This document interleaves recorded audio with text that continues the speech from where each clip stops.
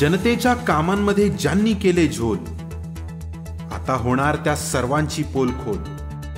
चला सोबत मिळून करूया भ्रष्ट प्रशासनावर हल्ला बोल।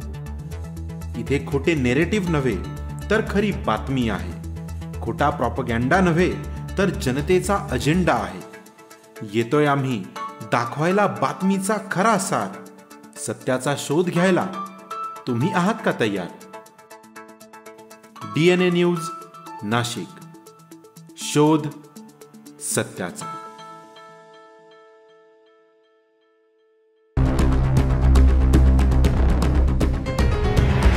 त्र्यंबकेश्वर तालुक्यातील टाके देवगाव ग्रामपंचायतपैकी गणेशनगर या ठिकाणी गेल्या काही 2 वर्षांपासून अनियमित विद्युत पुरवठ्यामुळे सर्वसामान्य नागरिक आणि शेतकरी चांगले पुरवठा नियमित करण्यात यावा यासाठी एल्गार कष्टकरी संघटनेच्या वतीनं मंगळवारी शासनाचा निषेध नोंदवण्यासाठी विद्युत वितरण कार्यालयावर कंदील मोर्चा काढण्यात आला होता।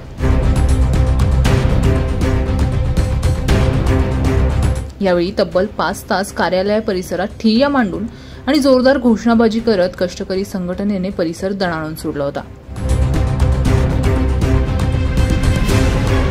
दरम्यान यावेळी संबंधित अधिकाऱ्यांकडून लेखी आश्वासन देण्यात आल्यानं तब्बल 5 तासानंतर हे आंदोलन मागे घेण्यात आलं। लवकरात लवकर उपकार्यकारी अभियंता यांनी दिलेलं आश्वासन पूर्ण करावं, अन्यथा येत्या काळात ही आंदोलन केलं जाईल असा इशारा यावेळी देण्यात आला। गोकुळ ढोरे, त्र्यंबकेश्वर।